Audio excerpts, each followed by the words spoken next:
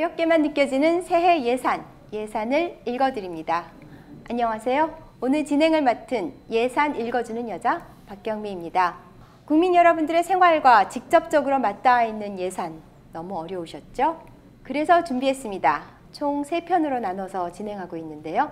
오늘은 마지막 순서로 새해 예산안을 둘러싼 진실과 거짓을 파헤쳐 보겠습니다. 안녕하세요. 예산 읽어주는 남자 박주민입니다. 돈 달라는 남자, 법 읽어주는 남자를 넘어서 예산 읽어주는 남자로 돌아왔습니다. 여러분 반갑습니다. 예산 읽어주는 여자, 돈 읽어주는 여자 이재정입니다. 오늘 예산 촘촘하게 역시나 시원하게 알기 쉽게 여러분과 풀어보도록 하겠습니다. 예산 읽어주는 여자, 예산 읽어주는 남자 3탄 그럼 출발합니다. 출발! 민생이 어렵습니다. 경제 지표들도 이제 겨우 살아나고 있습니다. 서민 경제 살리는데 여야 구분이 따로 있겠습니까? 오늘은 민주당의 서민 살리기 예산에 대한 진실과 거짓, 야당의 공세에 대해 팩트 체크해보는 시간을 갖겠습니다.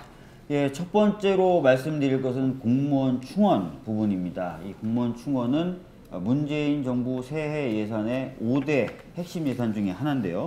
자유한국당은 현장 공무원 충원하면 나라 살림 거덜난다 이렇게 얘기하고 있고요. 더 나아가서는 18만 명 증원하면 그리스 꼴 난다 라는 얘기도 하고 있습니다. 상당히 여러 이야기들을 하면서 비판과 비난을 쏟아내고 있는데요. 참으로 안타깝습니다. 완전한 정치 공세입니다. 사실 저희가 대선에서 5년간 17.4만 명 공무원 충원하겠다라고 얘기했는데요. 그렇게 한다 하더라도 인건비 비중이 총 지출 대비 8% 수준이에요. 8% 수준이면 현재 인건비 비중과 유사합니다. 충분히 감당하기가 가능한 그런 수준이라는 것이죠.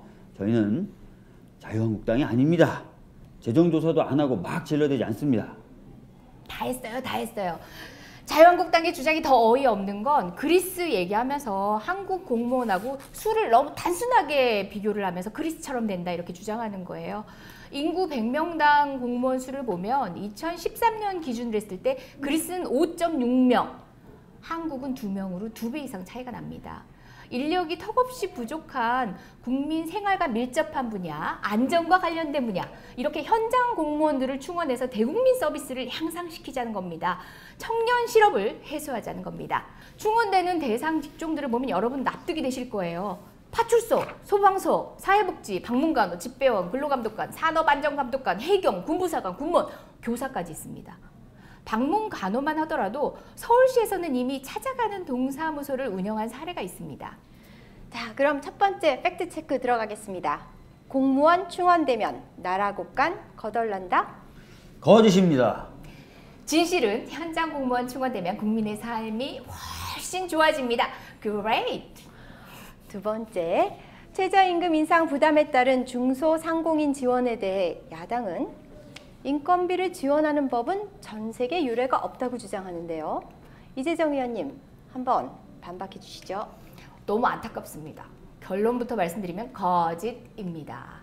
프랑스, 영국, 네덜란드 경우는 최저임금 인상, 인건비 부담 완화를 통해서 사회보험료를 깎거나 조세를 감면한 사례가 있습니다. 예, 최저임금 인상은 가계소득을 높여서 내수를 활성화하자. 그래서 경제성장의 선순환 구도를 만들자라는 것입니다. 무엇보다도 소득 분배 개선 효과가 있거든요. 이것을 통해서 사회 통합 효과도 높이겠다 이런 것인데 그야말로 꼭 먹고 알 먹고 도랑치고 가재 잡고 이런 건데 여기에 대해서 이렇게 정치적인 공세를 하는 것이 무척 안타깝습니다. 자, 두 번째 팩트 체크 들어갑니다. 최저임금 인상 지원 사례 없다? 또 거짓입니다. 진실은 최저임금 인상, 인건비 부담 지원하면 중소상인 사장님들도 노동자들도 살림편입니다. 주름편입니다. 네, 다음은 자연스럽게 문재인 케어에 대해 이야기해 볼까요? 문재인 케어 예산에 대해 야당은 세금 하마다, 허구다 이렇게 말하고 있어요. 박주민 의원님 한번 짚어주시죠. 예, 안타깝습니다. 매번 안타까운데요. 이것 역시 전형적인 정치 공세입니다.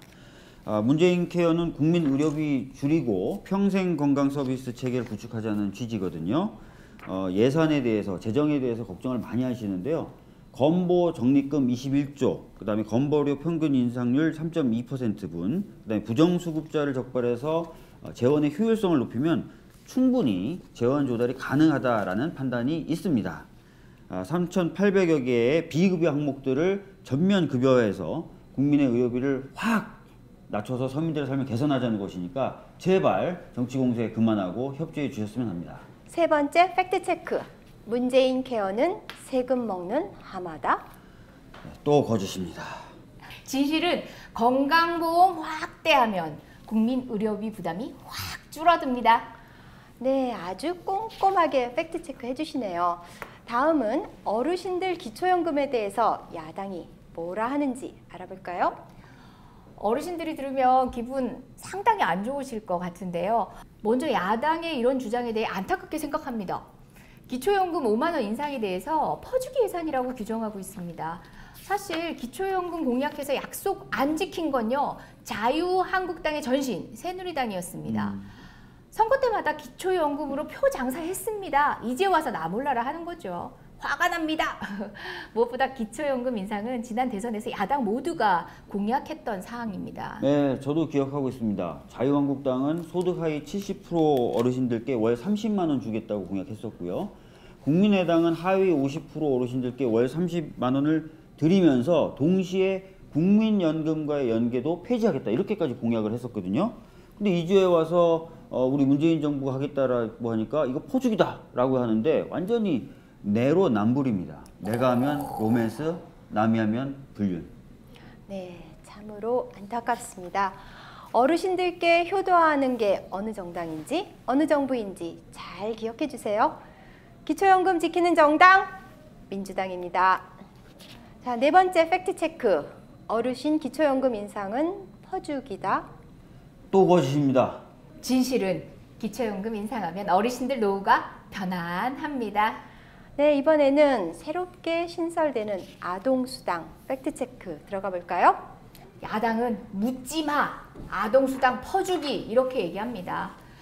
예비 타당성 조사도 하지 않았다고 이야기하는데 참으로 안타깝습니다. 더욱 놀라운 것은 자유한국당도 정작 지난 대선에서 비슷한 공약을 했었어요. 초중고생 소득 하위 50%, 월 15만 원 공약이 있었습니다. 네, 자유한국당만 한 게 아니죠. 국민의당도 비슷한 공약을 했었는데요. 11세 이하이고 소득 하위 80% 아동들에게 월 10만 원씩 주겠다라고 공약을 했었습니다. 아, 근데 이제 와서 퍼주기라고 말하는 거죠? 제가 더 부끄럽네요. 그렇게 따지면 2012년 박근혜 전 대통령은 0세부터 5세까지 무상보육 공약 그렇게 강조해서 당선되지 않았습니까? 이건 뭐라고 부를 건가요? 궁금하네요. 예, 사실 아동수당은 1926년에 뉴질랜드를 시작으로 해서 현재는 전 세계 91개국에서 시행하고 있는 제도입니다. OECD 회원국 중에 터키, 멕시코, 그리고 우리나라, 미국을 제외한 거의 대부분 하고 있는데요. 이제서야 우리가 이제 세계적인 평균을 쫓아가고 있다. 이렇게 보시면 될 것 같습니다. 네, 다섯 번째 팩트 체크입니다. 아동수당 인상은 퍼주기다. 똑같은 말 반복해서 정말 죄송한데요. 거짓입니다. 진실은 보육은 국가 책임이 맞다. 국가가 책임지라. 네, 마지막으로 자유한국당의 공세. 대놓고 좌파단체 돈 챙겨주기. 여기에 대해서 얘기해 볼까요?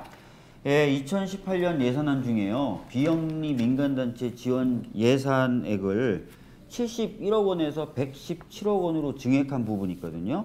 그러니까 이 부분을 가리켜가지고 자유한국당에서는 이게 너희들도 화이트리스트 만들고 그 화이트리스트에 올라가 있는 단체 지원하려는 예산 아니야? 뭐 이렇게 얘기를 하고 있는 거예요. 근데 정말 좀 화가 나죠. 진짜 화이트리스트 만들고 국정원 돈 퍼주고 정경련 같은 기업 자금 퍼주고 했던 정당이 누굽니까? 근데 그런 정당이 이 공약에 대해서 이 예산에 대해서 그렇게 얘기하니까 참 짜증도 나고 화도 나고 그렇습니다. 아니 문제가 된 사업 내용들을 보면요. 비영리 단체 지원, 혁신 읍면동 시범 사업, 지역 거점 소통 협력 공간 조성, 국민 참여 사회 문제 해결 프로젝트, 도시재생 사업 등 모두 선정위원회를 통해서 선정될 사업이고 아직 공모도 안 했어요. 지원 단체가 정해져 있지도 않아요. 이걸 놓고 좌파 단체라고 하니 참으로 답답합니다.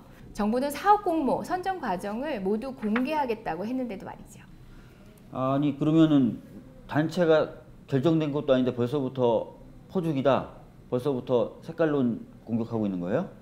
이거 대단한데요. 참 이런 공세는 진짜 그만둬줘야 될 것 같습니다. 네. 마지막 6번째 팩트 체크. 대놓고 좌파 단체 퍼주기다. 거짓입니다. 진실은 우리가 너 있냐? 비영리 지원은 투명하고 공정하게. 네, 이렇게 해서 야당의 공세들에 대해서 알아봤습니다. 이제 12월 2일 예산 법정 시한까지 얼마 남지 않았습니다.